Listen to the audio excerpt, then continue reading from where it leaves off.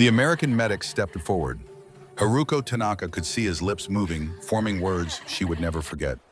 "Show us your necks." 24 Japanese women stood frozen in the New Mexico desert heat. The August sun pressed down on them like a hand. Behind them, barbed wire stretched to the horizon. In front of them, American soldiers held medical instruments that caught the afternoon light. The metal gleamed, sharp, purposeful, threatening. Haruko's hand moved to her collar. Her fingers trembled. She could feel her pulse hammering in her throat right where the Americans wanted to look. In her mind, she heard her brother's last words before the Tokyo firebombing took him. His voice hoarse from smoke, urgent with warning. "If the Americans capture you, don't let them take you alive." The interpreter, a nervous Japanese-American soldier, translated again. His voice cracked on the final word. "Show your necks, now." Beside Haruko, Tomoko Ishikawa whispered a prayer. The words were so quiet only the desert wind could hear them. A prayer for her 6-year-old daughter Ehiko, who was somewhere in Japan. Alive or dead, Tomoko didn't know. The not knowing was its own kind of death. On her other side, Sachiko Yamamoto thought about the propaganda posters she had written. She had typed the words herself on a military typewriter in Manila. American soldiers torture prisoners. American soldiers violate the laws of war. American soldiers have no mercy. She had written those words. She had believed them. Now she was about to discover if they were true. None of the women moved. Not one muscle. Not one breath. The desert wind moved through the compound carrying dust and heat and the smell of fear. 24 women, 24 hearts beating too fast, 24 minds certain this was the end. The medic waited. His expression was patient but firm. He looked young, maybe 25 or 26. His uniform was clean. His face was sunburned. He looked like he could be someone's son, someone's brother, someone who should be herding cattle, not examining prisoners. But he was the enemy, and the enemy they had been taught showed no mercy. 3 weeks earlier, Manila had been burning. The city smelled like smoke and defeat. Through the windows of the Imperial Navy Field Hospital, Haruko could see American planes circling. Slow, patient, inevitable. The war was ending. Everyone knew it, but no one would say it out loud. Haruko knelt beside a dying soldier. He was maybe 19 years old. A boy, really. Too young for the uniform he wore. Too young for the wound in his chest that was bleeding through the bandages faster than she could change them. His eyes found hers, desperate, afraid. "Nurse Tanaka," he whispered. Blood bubbled at the corner of his mouth. "Promise me something." She leaned closer. The hospital ward was full of noise. Groaning, crying, the sound of men dying slowly. But she heard him clearly. "If they capture you." He coughed. Red spattered across his chin. "Don't let them dishonor you. Death is better. Death is kinder." She nodded, not knowing what else to do, not knowing she was making a promise she couldn't keep. The soldier died 3 minutes later. Haruko closed his eyes, added his name to the list of the dead, moved on to the next patient. There was always a next patient. Down the hall in a cramped office that smelled of mildew and old paper, Sachiko Yamamoto typed her final propaganda bulletin. The typewriter keys clacked in rhythm, loud in the quiet room. She wrote, "American forces commit atrocities against captured Japanese women. Reports from China confirm." She had been writing these lies for 3 years. Educated at Tokyo University, top of her class, fluent in English, recruited by military intelligence specifically for her language skills. They needed someone who could write propaganda that sounded authentic. Someone who could make lies sound like truth. She was good at her job. Too good. She believed every word she wrote, or at least she had convinced herself she did. Believing was easier than questioning. Questioning was dangerous. Questioning meant doubt. Doubt meant disloyalty. Disloyalty meant shame. So she typed and believed and never asked if the reports from China were real. In the administration building next door, Tomoko Ishikawa clutched a letter that had arrived 3 months ago. The paper was thin, worn soft from being read too many times. The words were fading where her tears had fallen. The letter was from her mother-in-law, written in careful formal script. "Aiko asks about you every day. She still has the doll you made her, the one with the blue kimono. She sleeps with it every night. She says the doll keeps you close. Please come home if you can. If you can." Those three words haunted Tomoko more than the bombs, more than the hunger, more than the fear. If you can.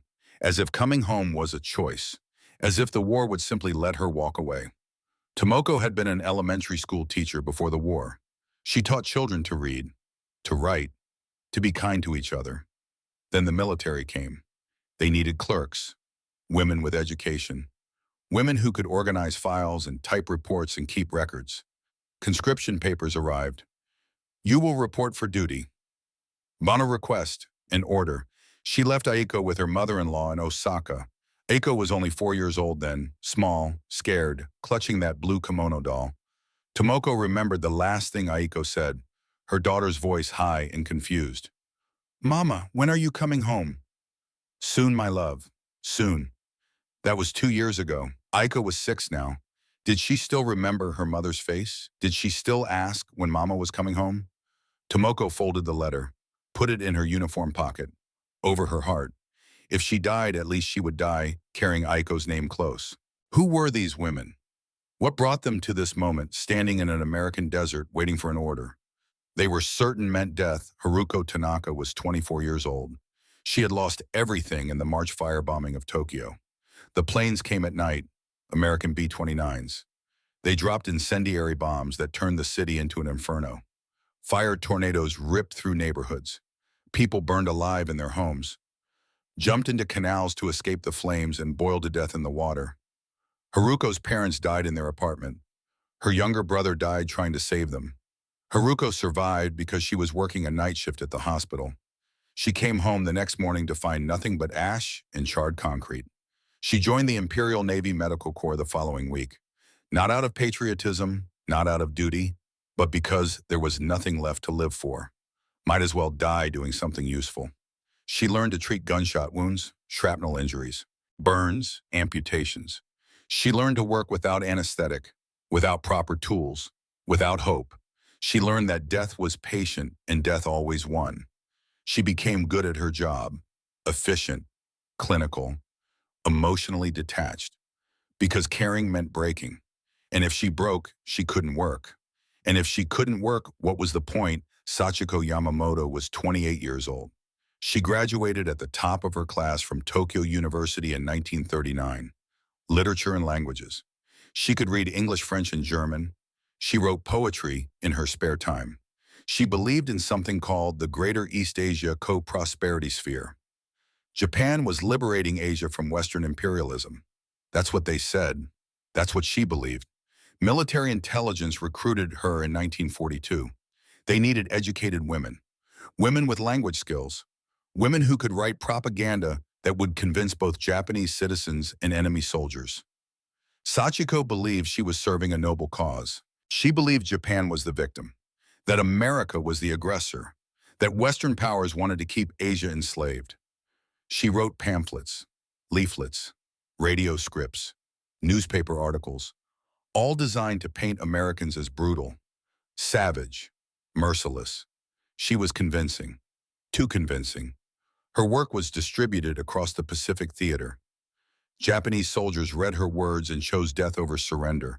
Civilians read her words and killed their own families rather than face American capture. She never saw the consequences, never met the people who believed her lies, never had to face what her words had done. Until now.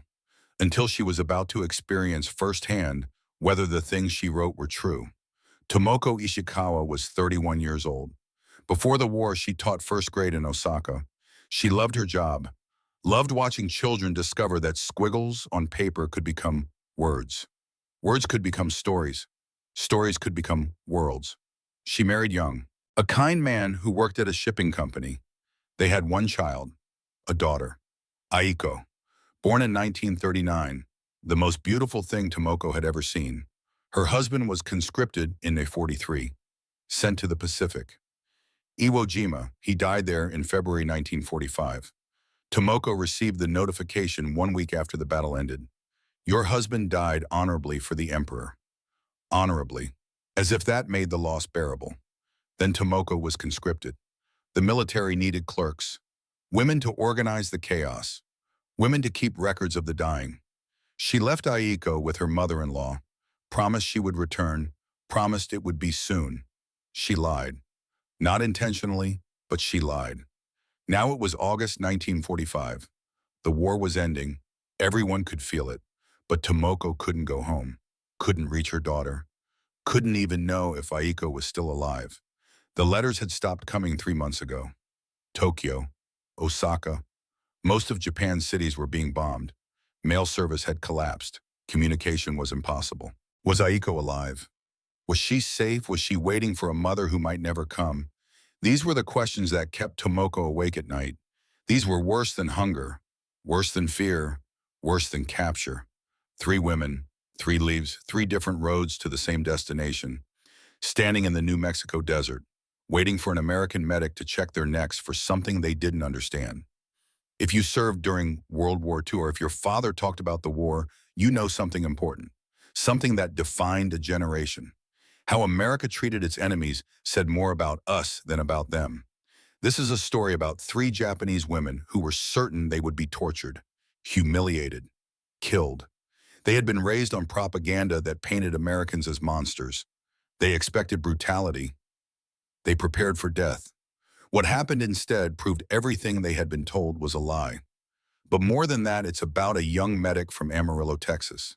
A cowboy's son who joined the Army Medical Corps because his little sister died from an infected mosquito bite. He was just trying to follow protocols.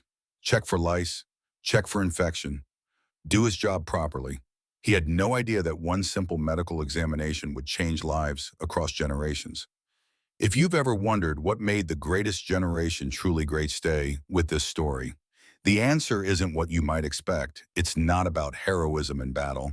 It's not about dramatic rescues or brave sacrifices. It's about something quieter, something harder, something that took more courage than any firefight. It's about choosing to see the humanity in your enemy, even when they can't see it in themselves. Hit that subscribe button. Drop a comment if you or someone you knew encountered enemy prisoners during the war. Share your memories, your father's stories, your grandfather's experiences. These stories matter. They remind us of who we were, who we can be again. By the end of this story, you'll understand why one simple medical procedure became a moment these women remembered for 50 years. You'll understand why a young man from Texas became a hero without ever firing a shot. But first, we need to understand how these 3 women ended up in an American desert, how they went from serving the Japanese military in Manila to standing in a processing tent in New Mexico. The journey was longer than you might think, and every mile of it was filled with fear. August 1945, the Pacific War was collapsing like a building with its foundation blown out.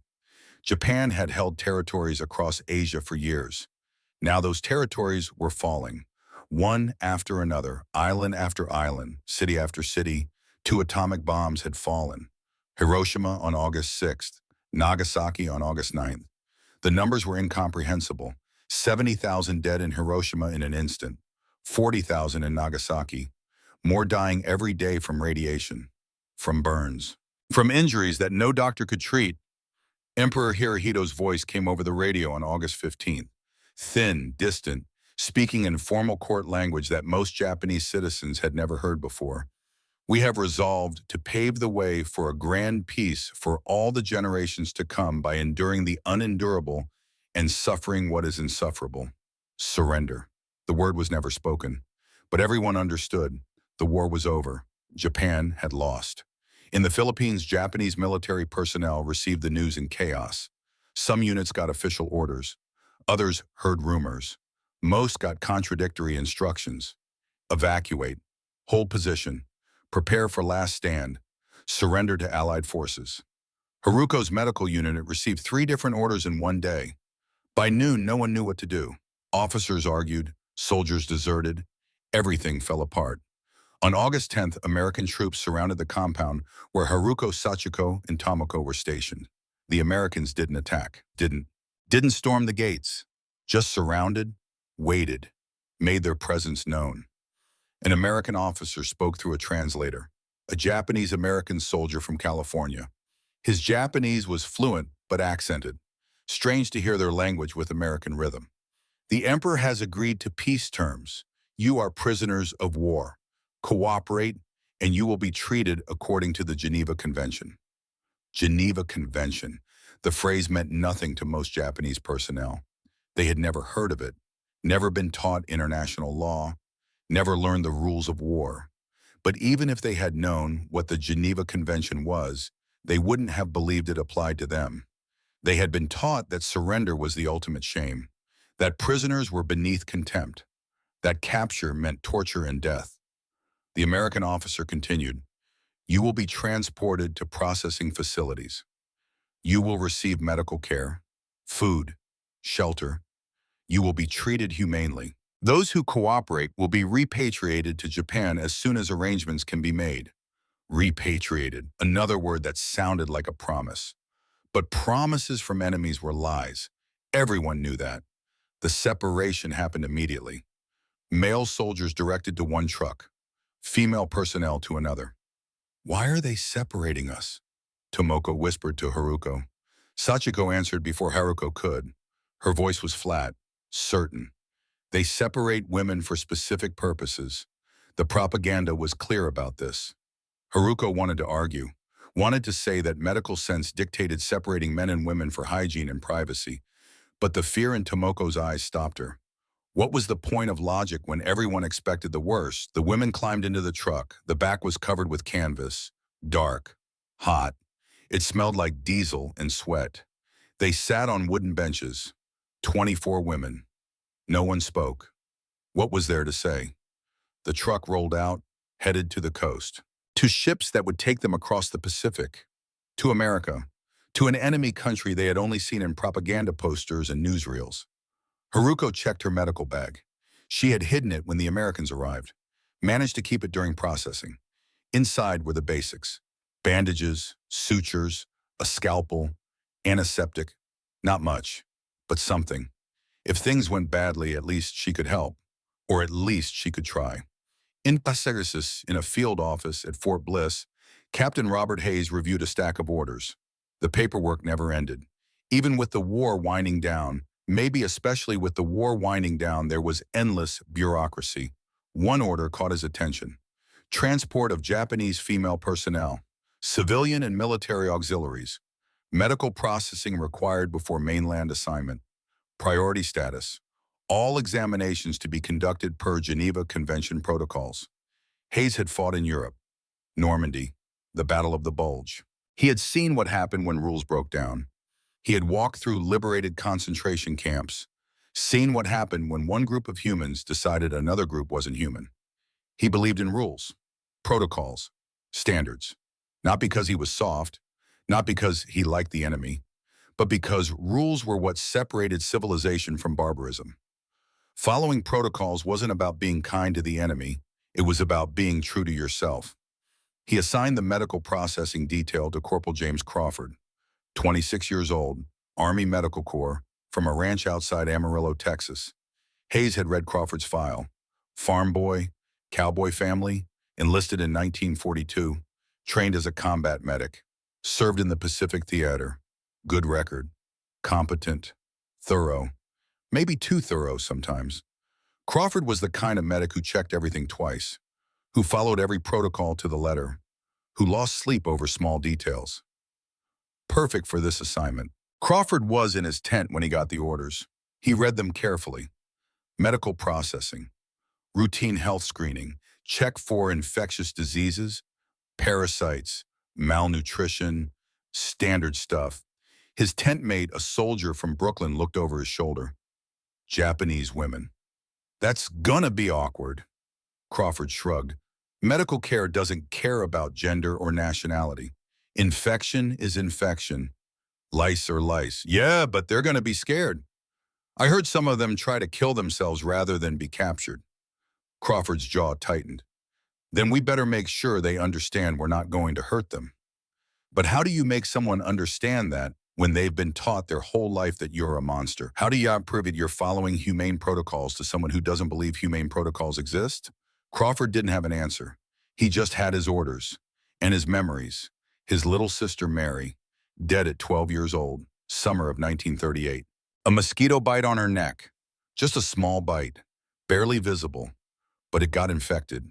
Then the infection spread to her lymph nodes. Then the fever came. Then the delirium. Then nothing. His father, a tough Texas cowboy who didn't trust doctors, blamed himself for the rest of his life. "If I just checked," he said at Mary's funeral, "if I just paid attention to a little bite." That's why Crawford became a medic. To pay attention, to check, to catch the small things before they became big things, to save lives through vigilance and protocol. He had no idea he was about to face 24 terrified women who would see his vigilance as a death sentence. On August 12th, the women boarded a train. The windows were blacked out. They couldn't see where they were going, couldn't orient themselves. The darkness was deliberate, security protocol. But to the women, it felt like being buried alive. The train traveled for 3 days, west across the Pacific states, California, Arizona, New Mexico. Through cracks in the window coverings, the women caught glimpses. Desert, endless desert, mountains in the distance. Sky so big, it seemed impossible. Cowboys on horses, cattle grazing. A landscape so vast and empty, it seemed like the edge of the world. "They're taking us somewhere remote," Sachiko whispered. "Somewhere no one will find us." "Maybe," Haruko replied, but even her pragmatism was wearing thin. Where were they going? What would happen when they arrived? American guards shared their rations. Hardtack, canned beef, crackers, coffee. The women barely touched it. "It might be poison," someone suggested. "Don't be ridiculous," Haruko said, but she only ate small bites, just in case. On the morning of August 15th, the train stopped. The door slid open. Desert sunlight flooded in, blinding after 3 days of darkness. A voice called out in broken Japanese, "Welcome to Camp Lordsburg, processing facility. Everyone out." The women climbed down from the train car. Their legs were stiff. Their eyes struggled to adjust to the brightness. Before them stretched a compound. Barbed wire, guard towers, rows of barracks, the American flag snapping in the desert wind. A prison camp, just like they expected. Except, it was clean. Too clean. The paths between buildings were swept. The barracks had fresh paint. Guards stood at attention, but their rifles were slung casually. Not threatening, just present. Why would they keep it so organized? Sachiko wondered aloud. Unless they want us to feel safe before they spring the trap. Tomoko said nothing. She was beyond words, beyond fear. She just walked where they told her to walk, stood where they told her to stand, waited for whatever came next. They were led to a separate compound, fenced off from the male POWs, private barracks, guards stationed outside. "For your protection," the interpreter said. Protection from what? From whom the women didn't ask. They went inside, found bunks, clean mattresses, blankets, more than they expected. Better than they deserved according to everything they'd been taught. That night, lying in the darkness, none of them could sleep. "This doesn't make sense," Haruko said. "The propaganda said we'd be starved, worked to death. This is almost comfortable." "They're building trust," Sachiko replied, "so they can break it later. It's psychological warfare." Tomoko whispered into her pillow, "I just want to see Aiko again. Nothing else matters." What none of them knew was that tomorrow they would receive an order that would confirm their worst fears, or at least they would think it confirmed their fears. Tomorrow, an American medic would step forward and say 3 words that would make their hearts stop. "Show us your necks." And in that moment, everything they believed about Americans, about the war, about their own fate, would be tested. But the truth was simpler and stranger than any of them could imagine. Sometimes the enemy isn't who you think it is.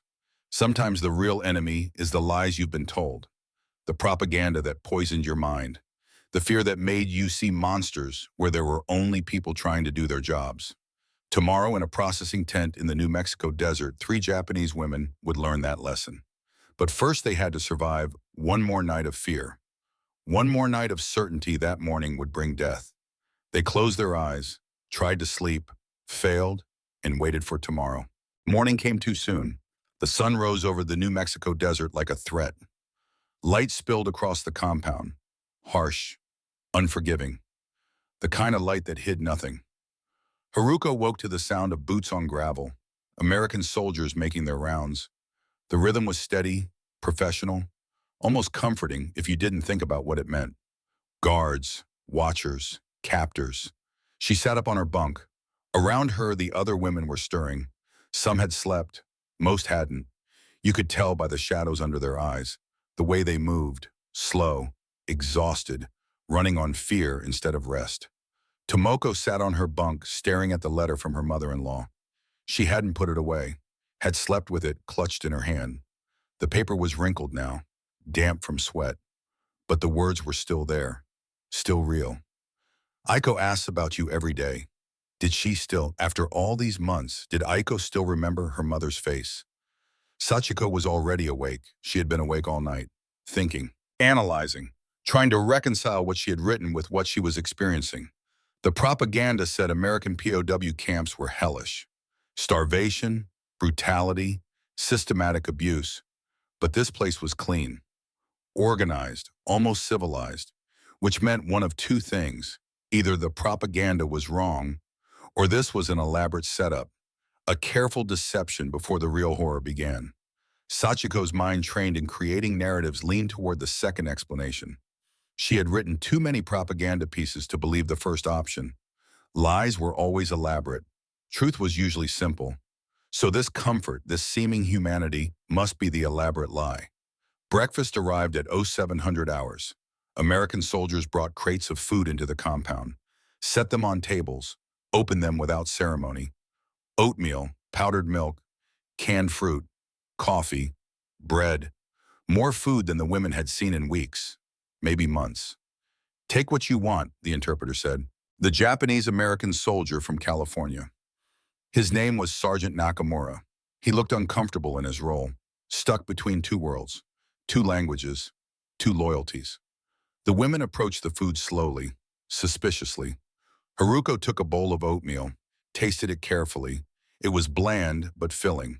Real food, not poisoned, at least not that she could tell. Others followed her lead. If Nurse Tanaka ate it and didn't die, maybe it was safe.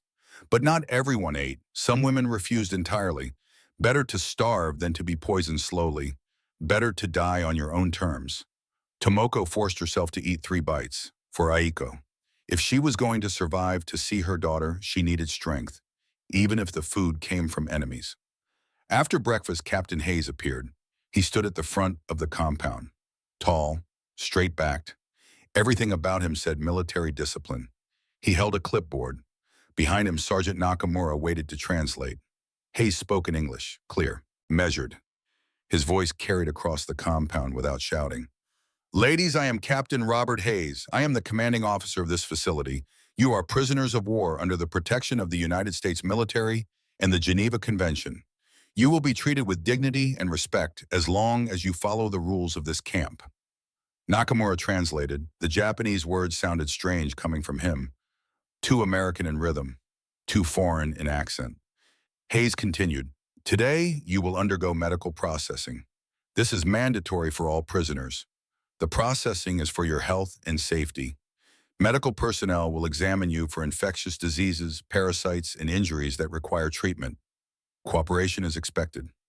Resistance will not be tolerated. Medical processing. The words hung in the air like smoke.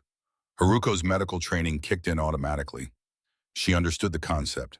After weeks of travel in cramped conditions, medical screening made sense. Check for lice, scabies, typhus, dysentery. All the diseases that spread in close quarters. But understanding the logic didn't erase the fear, because medical processing could mean anything. The Nazis had called their murders medical experiments. The Japanese military had Unit 731. What was called medical care by one side might be called atrocity by the other. Sachiko's mind immediately went to the propaganda she had written. She remembered a piece from 1943. American doctors perform experiments on Asian prisoners. They test diseases. They study pain tolerance. They treat captured personnel like laboratory animals. She had written that. She had made it sound credible. She had cited fake sources and invented testimonies. Now she wondered if any of it was true. Or worse, if she had accidentally written the truth while thinking it was fiction. Tomoko heard only one word. Mandatory. She couldn't refuse. Couldn't escape. Whatever was going to happen would happen whether she cooperated or not. She touched the letter in her pocket, felt the paper against her chest. Aiko. She had to survive for Aiko. Hayes finished his announcement. Medical processing begins at 900 hours. You will be called in groups of 5. When your name is called, report to the processing tent immediately. That is all. He turned and walked away. Nakamura followed. The women were left standing in the compound, staring at each other. No one spoke. What was there to say? At 8:30 hours, the American medics arrived. 3 of them. They walked across the compound carrying metal cases, medical equipment. The cases gleamed in the morning sun. One of the medics was young, maybe mid-20s, sunburned. His uniform sleeves were rolled up. He looked like a farm boy. Strong shoulders, calloused hands. The kind of young man who had grown up doing physical work. That was Corporal James Crawford. But the women didn't know his name yet, didn't know his story, didn't know about his sister Mary. All they saw was an American soldier carrying equipment into a tent. The tent itself was ominous, large, white canvas, located at the edge of the compound, close to the fence, close to isolation. Inside, the medics set up examination tables, hung bright lights, arranged instruments on metal trays. Everything was precise, professional, clinical. Crawford worked methodically. He had done this before. Field examinations, health screenings, checking soldiers for diseases before deployment, after deployment. This was just another assignment. Except it wasn't. These weren't soldiers. These were prisoners, foreign nationals, women who spoke no English, women who had been taught to fear exactly this kind of situation. Crawford sensed the difficulty. He could feel it in the air, the tension, the fear. Something about this assignment felt wrong. Not the procedures, those were standard, but the atmosphere. The way the women looked at the tent like it was a death chamber. He mentioned it to Nurse Dorothy Martinez. She was the senior medical officer, Filipino-American from Los Angeles, 30 years old. She had seen things in Manila that Crawford couldn't imagine. Her family had survived the Japanese occupation. Barely. They're terrified, Crawford said. Look at them. Dot glanced out at the women in the compound. Her face was hard. Good, she said. Let them be afraid. My brother died afraid. My cousins died afraid. Let them feel what we felt. Crawford frowned. Ma'am, with respect, we're medics. Fear doesn't help medical examinations. We're medics treating enemies, Dot replied. Don't forget that. Crawford wanted to argue, wanted to say that the war was over, that these women weren't combatants, that mercy was what separated the good guys from the bad guys. But he was a corporal. She was a lieutenant. So he kept his mouth shut and finished setting up the equipment.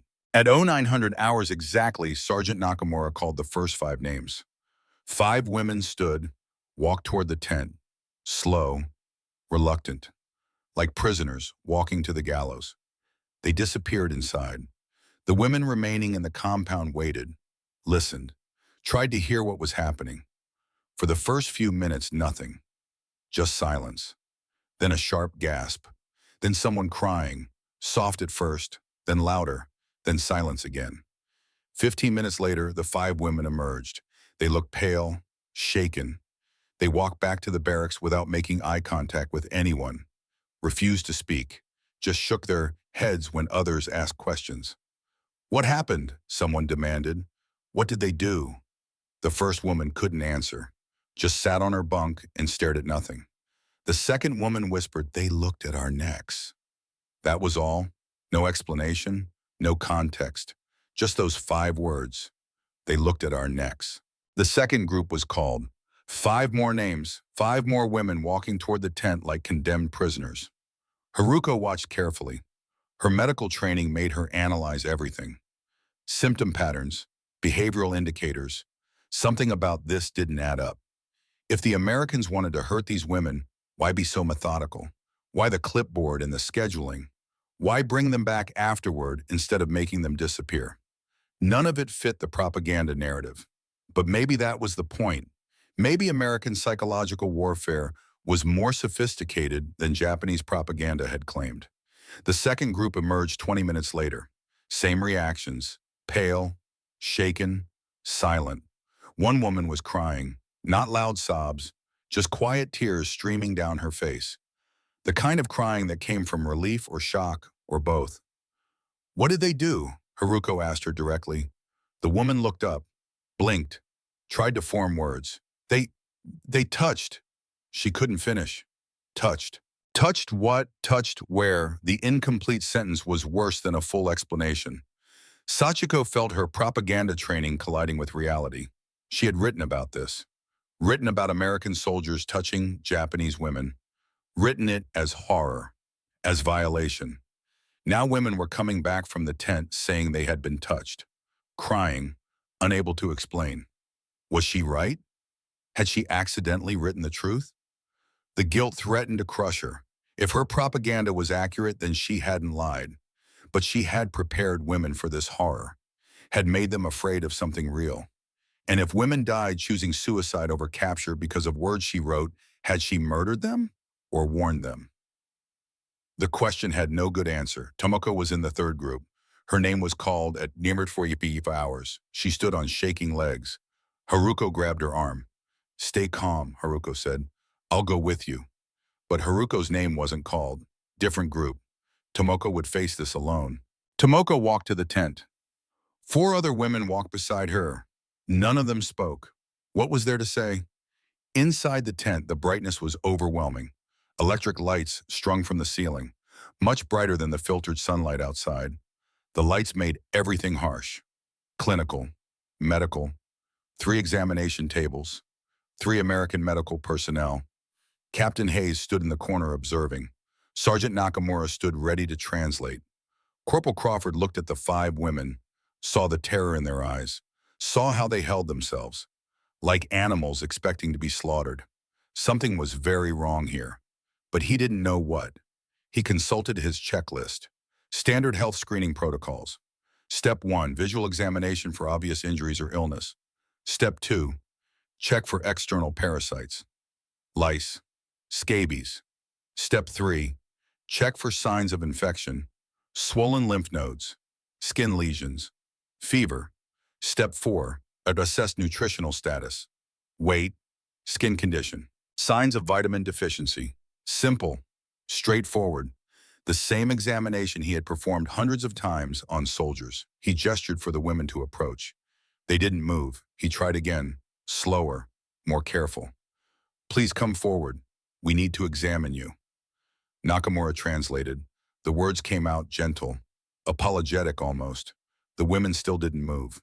Crawford looked at Captain Hayes. Hayes nodded. Permission to be more direct. This is mandatory, Crawford said. Medical processing is required before you can be assigned to permanent housing. We need to check your health. It's for your safety. The translation made it sound like a threat. Mandatory, required, safety. Words that should have been reassuring somehow sounded ominous. Finally, one woman stepped forward. Not Tomoko, someone else.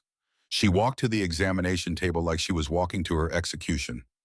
Crawford picked up his flashlight, a small medical pen light, useful for checking eyes, throats, ears. But in the bright tent light catching on the metal edge, it looked like a weapon. The woman flinched. Crawford lowered the flashlight. This was going badly. He could feel it. These women weren't just nervous, they were genuinely terrified. Why? What did they think was going to happen? He tried a different approach. He gestured to himself, to his own neck, mimed checking for something. Just looking for infection, he said, checking lymph nodes. See, he touched his own neck, behind his ears, along his jawline, showing her what he planned to do. The woman watched, didn't understand the English words, but understood the gesture.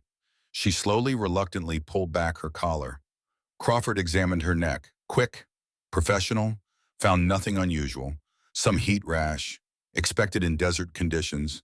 Nothing serious. You're fine, he said. Next. The woman was dismissed.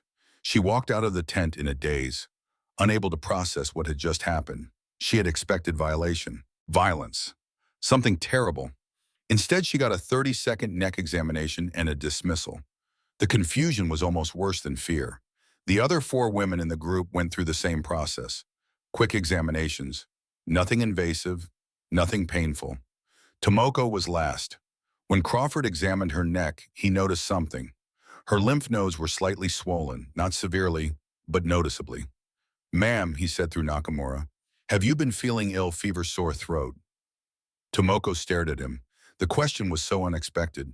So, medical. He was asking about her health, actually asking, not as interrogation, as medical inquiry.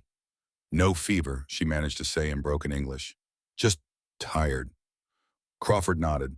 Fatigue can cause lymph node swelling, stress, poor nutrition. We'll monitor it. If it gets worse, report to medical immediately.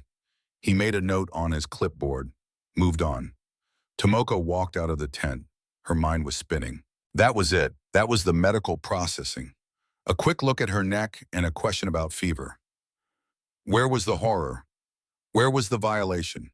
Where was everything the propaganda had promised? By noon, 15 women had been processed. Word was spreading through the compound. The Americans were checking necks, looking for something, touching briefly, then letting people go. But why? What were they looking for? What did neck examinations mean? Haruko's group was called at 1130 hours. Her name, Sachiko's name, 3 others. The 5 of them walked to the tent together. Haruko's mind was working, analyzing, trying to understand. Neck examinations made medical sense. Lymph nodes, thyroid, carotid arteries, signs of infection or disease often appeared in the neck first. But they also made execution sense. The neck was where you severed the spine, where you cut the throat, where you hang someone. In Japanese military culture, beheading was an execution method. The sword strike came to the neck. Prisoners were forced to kneel, expose their necks, and wait for the blade. Is that what this was? Were the Americans selecting women for execution? Checking which ones were healthy enough to bother killing? The thought was insane. But fear made insane thoughts seem logical. Inside the tent, Crawford was exhausted. He had been examining women for 3 hours. Every single one of them was terrified. Every single one expected something terrible. And he still didn't understand why. When Haruko's group entered, he saw immediately that one of them was different. The woman in front. She stood straighter, looked at the medical equipment with recognition instead of fear. That was Haruko. Though Crawford didn't know her name yet, Haruko scanned the tent, examination tables, clean sheets, stethoscopes, thermometers, tongue depressors, bandages, antiseptic solutions, real medical equipment. Actually medical, not torture instruments. She felt something release in her chest, just slightly. This was a medical examination, actually medical, but Sachiko standing beside her saw different details. The bright lights, the isolated location, the American soldiers at the tent entrance, the way Crawford held his clipboard like a list, like a categorization. Selection. That's what this was. Medical selection. Like the stories from Nazi camps, like Unit 731's experiments. When Crawford called Haruko forward, she approached calmly, professionally, nurse to medic. Even across enemy lines, medical personnel recognized each other. I am nurse, she said in broken English. I understand examination. Crawford's eyebrows raised. You have medical training. Yes, Imperial Navy, Field Hospital. Crawford nodded, some respect entering his expression. Medical professionals, even enemy ones. That meant something. Then you understand what I'm checking for, he said. Lice, infection, parasites, disease. Standard hygiene screening after transport. Haruko nodded. She did understand. And now that she understood, the fear receded. This was just a medical exam, probably inadequate by her standards. American medics didn't know tropical diseases like she did, but legitimate. She pulled back her collar without being asked, tilted her head, exposed her neck. Crawford examined quickly, found heat rash, mild dehydration indicators, nothing serious. You need more water, he said. Desert climate, easy to get dehydrated. Drink at least 6 cups a day. Medical advice. He was giving her medical advice. Haruko almost laughed. Almost. The absurdity of it. An enemy medic telling her to drink more water. She was dismissed. Walked to the side of the tent. Waited for Sachiko. Sachiko approached the examination table like she was approaching her own grave. Every propaganda piece she had written. Every lie she had told. Every woman she had taught to fear this exact moment. All of it was catching up to her. Crawford gestured for her to pull back her collar. Sachiko's hands shook. She couldn't control them, couldn't make her fingers obey. Crawford noticed. He always noticed details. That was his job. "Ma'am," he said gently, "I'm just going to look. I'm not going to hurt you. I promise." Nakamura translated. The words should have been comforting. But Sachiko had written similar words in propaganda. False promises before the atrocity. She forced herself to pull back her collar, closed her eyes, waited for whatever came next.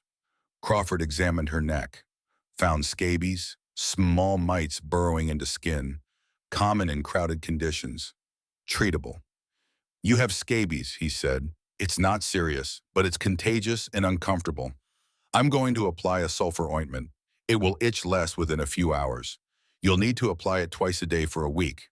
He showed her the ointment tube, explained through Nakamura how to use it. Sachiko opened her eyes, stared at him, at the ointment, at the clipboard with her name and the word scabies written in neat handwriting. This was medical care, actual medical care.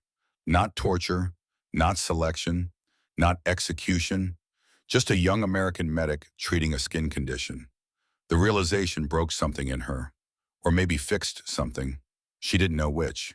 She took the ointment tube, nodded, couldn't speak, walked out of the tent in a daze. Outside, she found Haruko waiting. "They're really just checking for disease," Haruko said quietly in Japanese. "It's legitimate medical care." "I know," Sachiko whispered. "That's what makes it worse." "What?" "I wrote that they would torture us, that medical processing was that they would—" She couldn't finish. "You were wrong," Haruko said, not unkindly, just factually. "I wasn't wrong," Sachiko replied. "I lied, and I convinced myself it was true. That's worse than being wrong. Being wrong is innocent. Lying is a choice." Haruko had no answer to that. By 1400 hours, 20 women had been processed. Only 4 remained. Haruko, Sachiko, Tomoko, and one other. Wait, no. Haruko and Sachiko had already gone, so it was just Tomoko and 3 others in the final group. Tomoko sat on her bunk, watched the sun move across the sky. Each minute felt like an hour. Each hour felt like a day. She had already been examined. Already knew it was just medical care. But knowing didn't erase the fear. Fear had its own logic. Fear didn't care about evidence. Around her, the other women were talking, processing what had happened, trying to reconcile propaganda with reality. "They didn't hurt anyone," one woman said. "Just looked at our necks, gave medicine to some people. That was all." "Maybe that's phase 1, another replied. "Maybe the real horror comes later." "Or maybe the propaganda was wrong," Haruko said quietly. "Maybe we were lied to." The suggestion hung in the air, heavy, dangerous. If the propaganda about American brutality was wrong, what else was wrong? What else had they been taught that wasn't true? If Americans weren't monsters, what did that make the war? What did that make their service? What did that make the deaths? These were questions without good answers, questions that threatened everything they believed. Sachiko sat alone. She had the ointment tube in her hand, turned it over and over. The label was in English. She could read it. Sulfur ointment, for treatment of scabies and other parasitic skin conditions. Applied twice daily to affected areas. Medical instructions.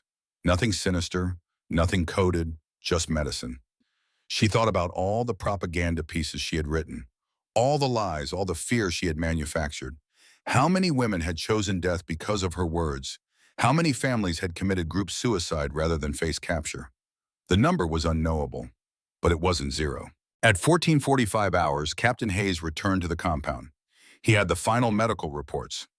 Everything was in order. The women were generally healthy, some dehydration, some malnutrition, some parasites. All treatable, nothing serious. He stood before the assembled women, Sergeant Nakamura beside him. "Medical processing is complete," Hayes announced. "You have all been cleared for regular camp housing. Tomorrow you will be assigned work details. Light duty only. Food preparation, laundry, cleaning, nothing strenuous. You will be paid in camp scrip that can be used at the commissary." Paid. The word caught everyone's attention. Prisoners of war, being paid for work. That wasn't in the propaganda either. Hayes continued. Mail service is being established. You will be allowed to write letters home. The Red Cross will facilitate communication with your families in Japan. This process takes time, but we will do everything possible to help you contact your loved ones. Tomoko's head snapped up. Letters. She could write to Aiko, or at least try to reach her mother-in-law. Hope. Terrible, fragile hope. The kind that hurts more than despair. Hayes finished his announcement. You are prisoners of war, but you are also human beings under our protection. You will be treated with dignity. As long as you follow the rules, you will be safe here. The war is over. Now we rebuild. He turned and walked away. The women sat in stunned silence. Safe, dignity, rebuild. Words they hadn't expected. Words that didn't fit the narrative. Haruko broke the silence first. My neck examination took 30 seconds, she said. 30 seconds, that's all. And now we're being offered mail service and payment for work. It could still be a trick, someone said, but the voice was uncertain now. For what purpose, Haruko replied. We're already captured, already imprisoned. Why bother with elaborate tricks? If they wanted to kill us, we'd be dead. If they wanted to torture us, we'd be tortured. Then what's the point? Sachiko asked. Why be kind? Haruko thought about that, thought about the medic, Crawford, the way he had examined her professionally, medically, the way he had given Sachiko ointment for scabies, the way he had advised Tomoko to report if her lymph nodes got worse. Maybe, she said slowly, maybe they are being kind because that's who they are. Maybe mercy isn't a trick. Maybe it's just policy. The idea was revolutionary, dangerous, world-changing. What if America wasn't the enemy? What if the enemy was the lie they'd been told about America that night as the sun set over the New Mexico desert? Three women lay in their bunks and thought about necks. Haruko thought about lymph nodes and medical protocols. Sachiko thought about propaganda and lies and guilt. Tomoko thought about Aiko and letters and hope. And in his tent across the compound, Corporal Crawford wrote in his diary, Today I examined 24 Japanese women for lice and infection. Every single one of them was terrified. I don't understand why. We were just doing standard medical procedures, but they looked at us like we were going to execute them, like showing us their necks meant death. I wonder what they were told about us. I wonder what lies they were taught. Maybe that's the real enemy. Not the Japanese people, not the German people, but the lies that made us hate each other. The propaganda that turned neighbors into monsters. If I learned anything today, it's this: fear is a weapon.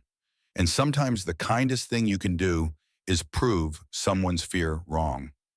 He closed the diary, lay back on his cot, thought about his sister Mary, about the mosquito bite that killed her arm, about checking necks and catching infections early, about how sometimes saving a life is as simple as looking, paying attention, following protocols, about how mercy doesn't have to be complicated. Sometimes it's just doing your job properly. Tomorrow there would be more work, more examinations, more fear to dismantle. But tonight he had done what he could. He had checked their necks, found infections, treated them, sent them away healthy. That was enough. It had to be enough. The first week passed in a strange kind of limbo. Days blurred together, morning roll call, breakfast in the mess hall, work assignments, lunch, more work, dinner, evening in the barracks, sleep, repeat. The routine was almost comforting, almost normal. If you didn't think about the barbed wire, if you didn't remember you were a prisoner, if you didn't wake up every morning expecting today to be the day the kindness ended. Haruko was assigned to the medical tent. Of course she was. Nurse Tanaka, the paperwork said. Medical experience. Useful. She worked alongside Corporal Crawford and Nurse Martinez. The work was familiar. Treating minor injuries. Dispensing medication. Changing bandages. The same tasks she had performed in Manila. But different now. Voluntary. Professional. No one was dying. Crawford tried to teach her English medical terms. Pointed to a thermometer. Thermometer. Pointed to bandages. Gauze. Pointed to antiseptic. Iodine. Haruko repeated the words. Her accent was thick, but her memory was sharp. She learned quickly.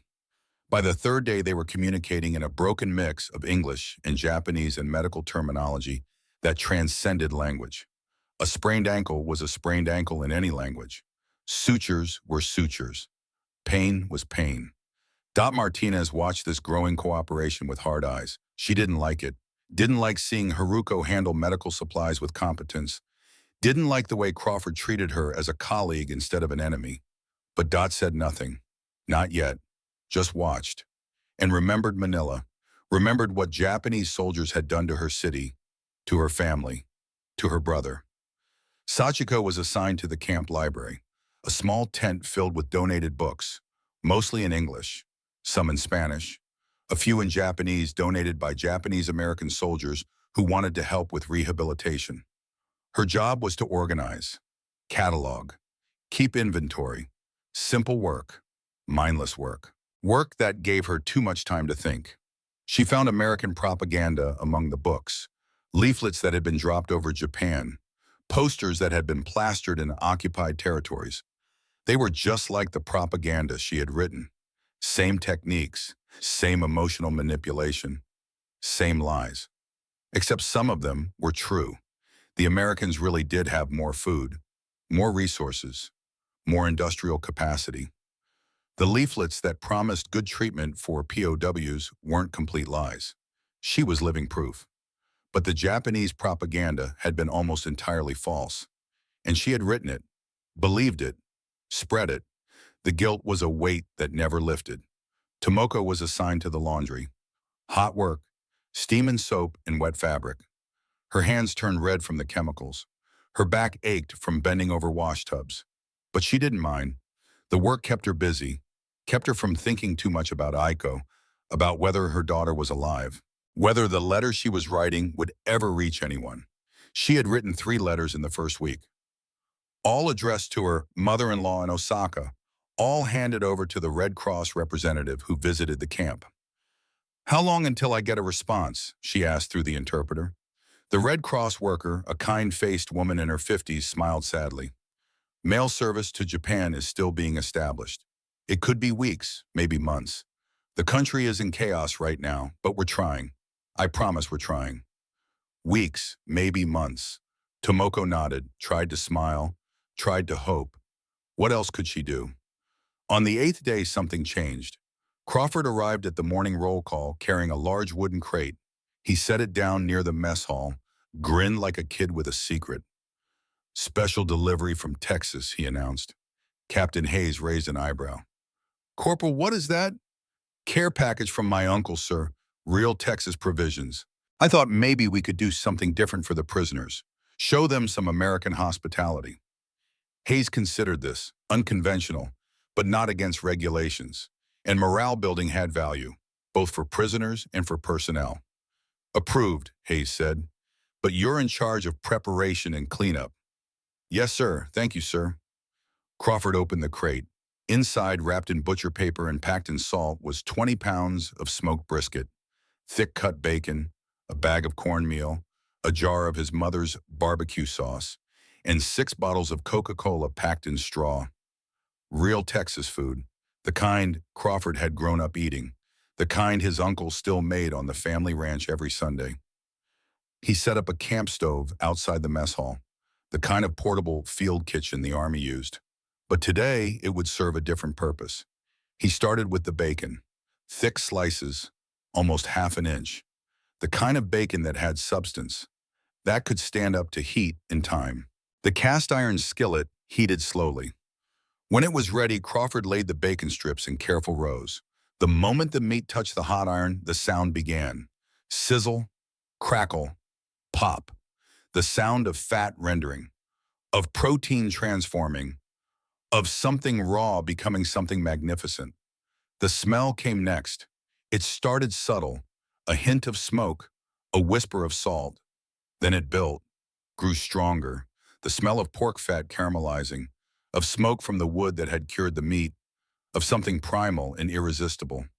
Across the compound, women stopped what they were doing, turned toward the smell, followed their noses like animals tracking prey. They had been hungry for so long. Months of military rations, weeks of travel, days of institutional food.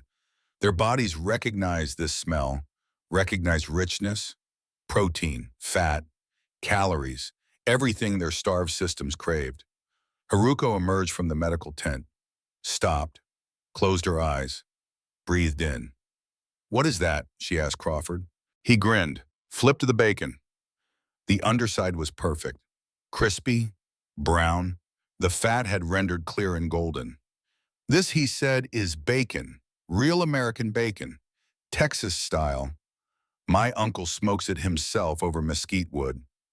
The bacon crackled in the pan, each strip curling slightly at the edges, the fat bubbling, the lean meat turning from pink to brown to that perfect crispy texture that would shatter at the first bite.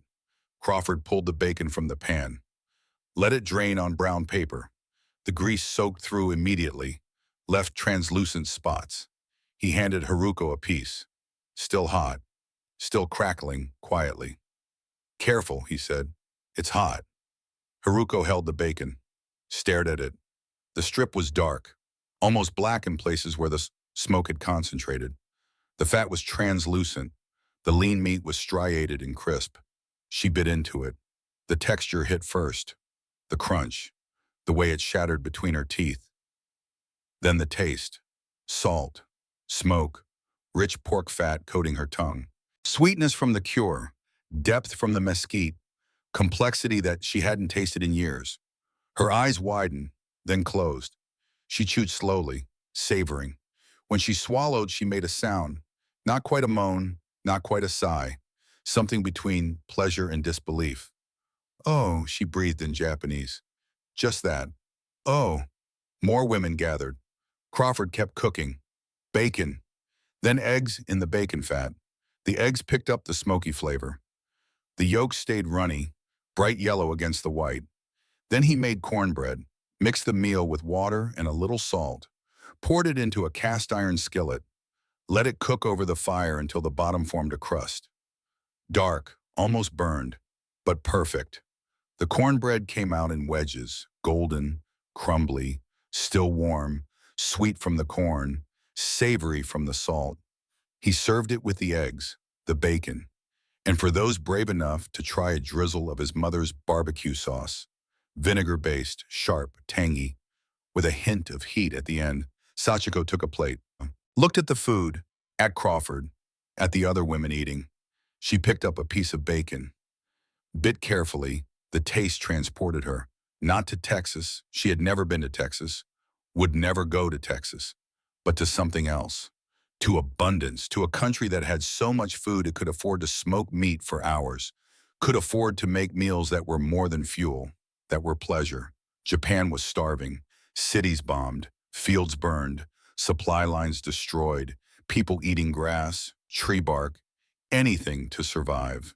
And here was an American soldier cooking bacon like it was nothing, like food was infinite, like generosity cost nothing. The contrast was devastating. Tomoko ate cornbread with tears running down her face, not from sadness, from something else, from the realization that she might survive this, might make it home, might see Aiko again. Because if Americans fed their prisoners bacon and cornbread, they weren't planning to kill them. You didn't waste good food on people you planned to murder. Crawford noticed the tears, misunderstood them. "Is it too spicy?" he asked. "The barbecue sauce can be strong if you're not used to it." Nakamura translated. Tomoko shook her head, tried to smile through the tears. "Not spicy," she managed in broken English. "Good, very good. Thank you." Crawford nodded, went back to cooking. He had no idea he had just given these women hope. Real, tangible hope. The kind that came from full stomachs and unexpected kindness. After the food came the drinks. Crawford opened the Coca-Cola bottles with a church key opener. That distinctive sound, psst, the release of carbonation, the hiss of pressure equalizing. He handed bottles to women who had never seen Coca-Cola before, never tasted American soda. Tomoko held the cold glass bottle. Condensation formed on the outside immediately. Desert heat meeting cold liquid. She could feel the chill through the glass. She raised it to her lips, tasted. The carbonation hit first, bubbles exploding on her tongue, tickling her nose, making her eyes water. She had never felt anything like it.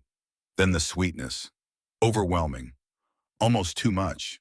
Sugar in quantities she hadn't tasted in years. Then something else. A complexity. Vanilla, cinnamon, citrus, layers of flavor that her starved palate could barely process. She pulled the bottle away, stared at it, then laughed. Actually laughed. Out loud. A sound of pure surprise and delight. The other women stared. They hadn't heard Tomoko laugh since capture. Maybe longer. The sound was shocking in its normalcy. Tomoko laughed again. Couldn't help it. The absurdity. The joy. The sheer unexpected pleasure of cold Coca-Cola in the desert heat. Soon others were laughing too. At the fizz. At the sweetness. At how American this all was. Bacon and Coca-Cola and cornbread. Food as abundance. Food as generosity. Food as a statement. Crawford watched them laugh, felt something release in his chest. They were just women. Just people. Laughing at bubbles and soda. Finding joy in simple things. Not monsters, not demons, not the propaganda version of the enemy. Just people far from home. Scared. Tired. And now, for this moment, fed and happy. Show 38 Turn. Dot's transformation begins. Nurse Dot Martinez watched the bacon breakfast from a distance. Arms crossed, face hard. She didn't participate, didn't take any food, just watched and remembered. Manila, February 1945, the city burning, Japanese soldiers retreating. But not before the massacres, not before the revenge killings, not before they murdered Filipino civilians by the thousands. Her brother had been one of them. Carlos, 22 years old, shot in the street for being in the wrong place at the wrong time, left to die in the gutter. Dot had found his body 3 days later, identified him by his shoes. Everything else was too damaged. That was 4 months ago. The grief was still fresh, the anger fresher. So watching Crawford feed Japanese prisoners bacon made her sick, made her furious, made her want to scream, but she couldn't. Captain Hayes had made his position clear. Geneva Convention, humanitarian treatment. We're better than them. Fine. She would follow orders, but she didn't have to like it. Later that day, Haruko approached Dot in the medical tent, spoke carefully in broken English. Nurse Martinez, I have question. Dot looked up from her paperwork. Her expression was cold. What? You are angry at me, at other Japanese women. Yes. Dot's jaw tightened. Is that a question or an observation? Observation, Haruko replied. You have reason. Japanese soldiers did bad things. I know this. I was nurse in Philippines. I saw things. Dot's eyes flashed. You saw things. My brother was killed in Manila. Murdered, along with thousands of other Filipinos. Your people did that. Yes, Haruko said quietly. My people did that, not me, but my people. The distinction seemed meaningless to Dot. And you think that matters? You think being a nurse absolves you? No, Haruko replied. Nothing absolves, but maybe understanding helps. I lost family too, in Tokyo, firebombs, American planes. Dot felt her anger spike. That was war. That was strategic bombing. What happened in Manila was murder. Yes, Haruko agreed. Murder. And firebombing civilians is also murder.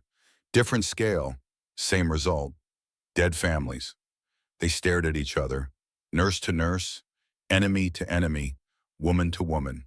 Finally, Dot spoke. Her voice was tight, controlled. Don't compare your losses to mine. Don't pretend we're the same. We are not same, Haruko said. But we both lost. We both hurt. Maybe that is enough for now. She walked away, left Dot standing alone with her anger and her grief and something new, something uncomfortable, the beginning of doubt. The first crack in her certainty. Maybe the enemy wasn't as simple as she wanted it to be. 3 weeks into their stay at Camp Lordsburg, the Red Cross representative returned. She carried a canvas bag full of mail. Letters from Japan, the first communication many prisoners had received in months. The mail call happened after dinner. Women gathered in the compound, hoping, praying, desperate for any word from home. Names were called, letters distributed. Some women cried when they received mail. Others cried when they didn't. Tomoko waited, heart pounding. She had written 5 letters now, all to her mother-in-law, all asking about Aiko, begging for news, anything. Ishikawa Tomoko, the Red Cross worker called.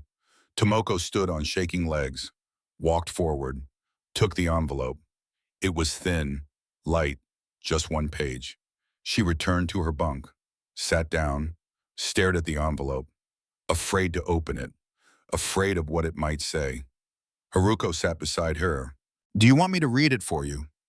Tomoko nodded, couldn't speak, handed over the letter. Haruko opened it carefully, unfolded the single page, began to read silently. Her expression changed, fell. She looked at Tomoko with pity. "What?" Tomoko whispered. "What does it say?" Haruko took a breath. "It's from the Red Cross office in Osaka. They traced your family based on your letters. And your mother-in-law, she died in the August bombings. The neighborhood was hit. Many casualties." The world stopped. Sound disappeared. All Tomoko could hear was her own heartbeat. Loud. Too loud. "Aiko," she managed to ask. The word came out broken. Haruko kept reading. Her face was grave. "The letter says Aiko's whereabouts are currently unknown. The Red Cross is still searching, but given the chaos and the number of displaced children," she didn't finish. Didn't need to. "Unknown whereabouts, in a bombed city, with no guardian, 6 years old." Tomoko made a sound, not quite human, something between a scream and a sob. She doubled over. The grief was physical, crushing. She couldn't breathe, couldn't think, couldn't exist. Aiko, her baby, her daughter, the only thing that mattered. Gone. Maybe dead. Probably dead. Lost in the fire and chaos and destruction. And Tomoko was here, thousands of miles away, in an enemy prison, helpless, useless. She had failed. Failed as a mother bearer, failed as a protector, failed at the only thing that mattered. The letter fell from Haruko's hands. Tomoko grabbed it, read it herself, as if Haruko might have been wrong, as if the words might say something different in her own reading. But they didn't. The words were the same. Whereabouts unknown, still searching, given the chaos. Tomoko clutched the letter to her chest, rocked back and forth, made that terrible sound, the sound of a mother losing her child. Around her, other women gathered, tried to comfort, offered quiet words, gentle touches, but nothing helped. Nothing could help. Aiko was gone. Word spread quickly through the compound. The Japanese prisoner who lost her daughter, the mother who would never see her child again. Even in a prison camp, even among enemies, maternal grief transcended everything. The American personnel heard about it too. Sergeant Nakamura mentioned it to Captain Hayes during evening reports. Hayes listened, said nothing, but made notes. Crawford heard from Haruko. She came to the medical tent the next morning. Her eyes were red. "Tomoko will not eat," she said. "Will not speak, just sits, holds letter. I worry." Crawford had seen this before. Grief shock, the kind that shut people down completely. Dangerous, life-threatening even. "Where is she now?" he asked. "Barracks, same place, not moving." Crawford grabbed his medical bag, followed Haruko across the compound. He found Tomoko sitting on her bunk, exactly as Haruko had described, staring at nothing, holding the letter, not crying anymore. Past crying, in that terrible place beyond tears. Crawford knelt beside her, spoke softly. "Ma'am, my name is Corporal Crawford. I'm a medic. I'd like to check your vital signs. Make sure you're okay physically." No response. He checked anyway. Pulse was elevated, breathing shallow, signs of shock. He pulled a blanket around her shoulders, tried to get her to drink water. She didn't respond, didn't even seem to see him. "We need to monitor her," Crawford told Haruko. "If she doesn't eat or drink, she'll need IV fluids." That night, something unexpected happened. Nurse Martinez appeared at Tomoko's bunk. She carried a cup of tea, strong, sweet, the kind of tea you gave to someone in shock. She sat beside Tomoko, said nothing, just sat. After a long silence, she spoke. Her voice was quiet, different from her usual harsh tone. "I lost my brother 4 months ago. Japanese soldiers killed him in Manila. I wanted to hate all of you for that. I did hate all of you. Tomoko didn't respond, but her eyes flickered, listening. Dot continued, I'm still angry, still hurt, but losing your daughter, that's different, Ed. That's worse. I lost a brother, but you lost your child. I'm sorry. I'm sorry that happened to you. She set the tea on the floor beside the bunk, stood, walked away. It wasn't much, just a moment of shared humanity, but it was something. Over the next few days, the community rallied. American guards brought small gifts, wildflowers picked from the desert, a crude wooden cross one of them had whittled, a photograph of their own children. So you remember what hope looks like. Captain Hayes personally contacted the Red Cross, used military channels to push Tomoko's case higher on the priority list, called in favors, demanded better efforts to locate the child. Even the other Japanese prisoners, many of whom barely knew Tomoko, took shifts sitting with her, making sure she wasn't alone, bringing food she wouldn't eat, water she wouldn't drink. Crawford visited twice a day, checking vitals, talking quietly even though she didn't respond. On the fourth day, he tried a different approach. He sat beside her, spoke about his sister Mary. I lost my sister when I was 14, he said through Nakamura's translation. She died from an infected mosquito bite. Something so small. I blamed myself for not noticing sooner, for not checking. Tomoko's eyes moved, just slightly, focusing on him. That's why I became a medic, Crawford continued, to pay attention, to check, to save people when I can. I couldn't save Mary, but maybe I can save others. He paused. Your daughter, Aiko. She's 6 years old, right? Tomoko nodded, barely, but it was a response. Tell me about her, Crawford said. What is she like? And Tomoko, for the first time in 4 days, spoke. She is afraid of thunder, she whispered in Japanese. Nakamura translated. When storms come, she hides under table. I hold her. Sing to her. What do you sing? Crawford asked. Old songs, lullabies. She likes one about moon watching over children when mothers cannot. Tomoko's voice broke, but she kept talking. About Aiko, her first word, her favorite food, the doll with the blue kimono, the songs they sang together. Crawford listened. That's all he could do. Listen, bear witness. Let her speak her daughter's name aloud. It wasn't much, but it was something. 10 days after the first letter arrived, the Red Cross representative returned. She asked specifically for Tomoko. Tomoko approached slowly, afraid. One letter had destroyed her. What could a second one do? The Red Cross worker handed her an envelope. Her expression was kind, almost excited. I think you'll want to read this one, she said through the interpreter. Tomoko took the letter. Her hands shook. She couldn't open it. Gave it to Haruko. Haruko opened it, read the first line. Her face transformed. Tomoko, she breathed. Tomoko, she's alive. Time stopped. What? Aiko, she's alive. The first letter was wrong. There were 2 Ishikawa families in your neighborhood. The Red Cross confused the records. Your daughter was evacuated to Kyoto before the bombings. She's with your husband's parents. She's safe. The words didn't make sense. Couldn't make sense. Tomoko had already mourned, already accepted, already died inside. Read it again, she whispered. Haruko read the entire letter aloud, slowly, carefully, every word. The Red Cross had found Aiko in Kyoto, living with paternal grandparents, healthy, asking about her mother daily. Waiting. Tomoko's knees buckled. Haruko caught her, held her while she sobbed. Not from grief this time, from relief, from joy, from something too big to name. Aiko was alive, her daughter was alive. The entire compound heard the news. Women who had sat with Tomoko through her grief now celebrated with her, cried with her, laughed with her. Crawford brought Coca-Cola. For celebrating, he said, good news deserves good news drinks. Captain Hayes appeared, handed Tomoko official forms. These are priority communication forms, he said through Nakamura. Write to your daughter. We'll transmit it through military channels.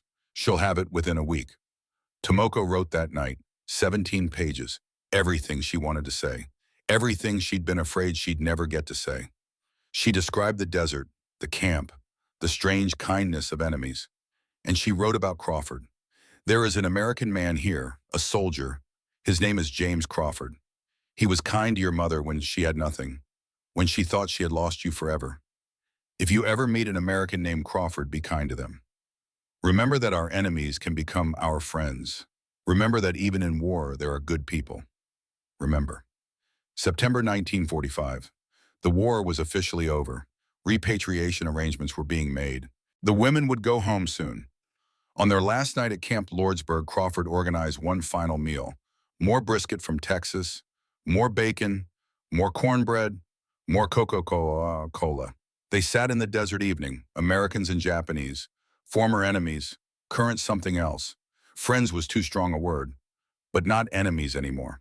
Haruko gave Crawford something, a small notebook, her medical notes from the past month. Keep this, she said in her improving English. Remember that even enemies can work together. Healing has no nationality. Sachiko gave him a letter, written in careful English.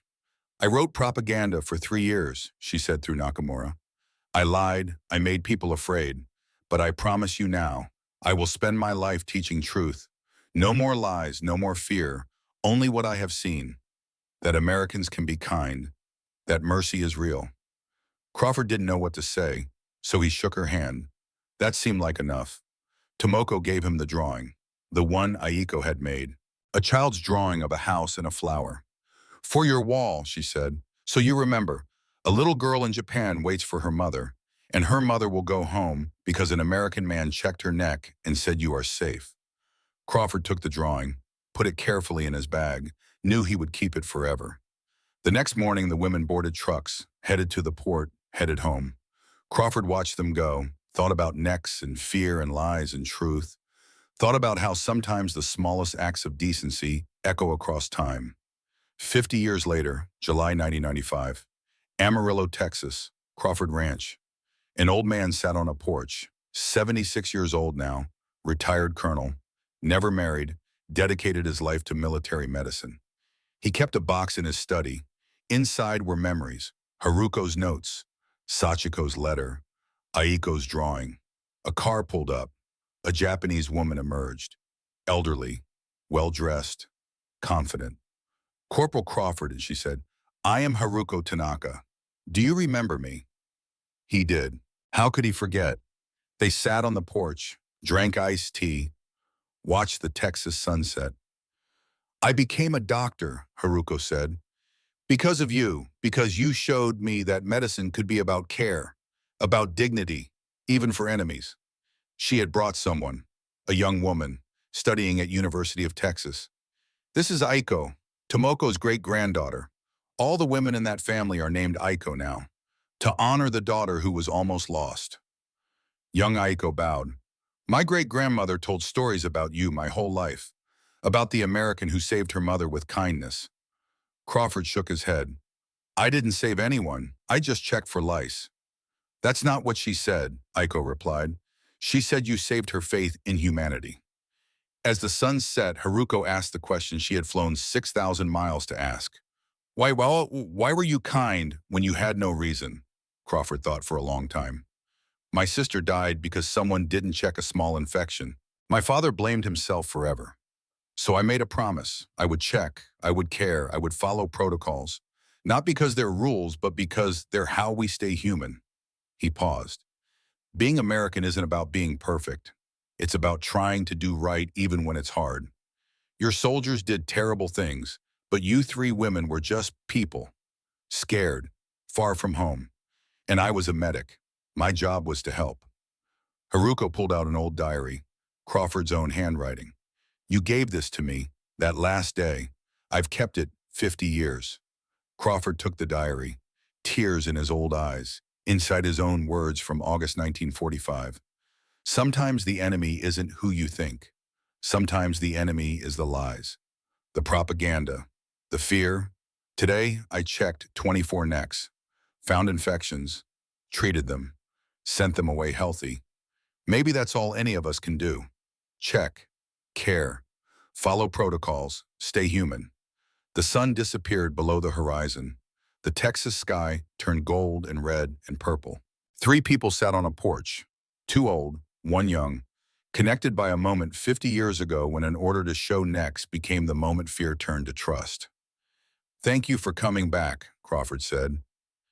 "Thank you for checking my neck," Haruko replied. And they understood, both of them, that sometimes the smallest acts of mercy are the ones that echo loudest across time.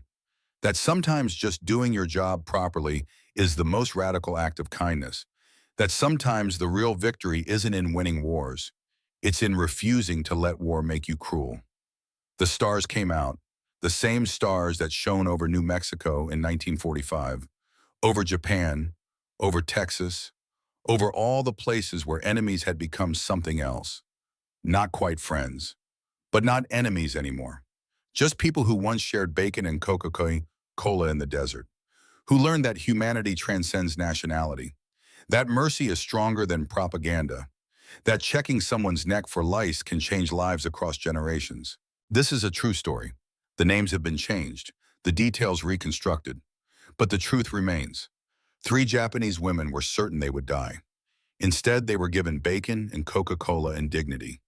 They expected cruelty. They received protocols. They feared death. They found healing.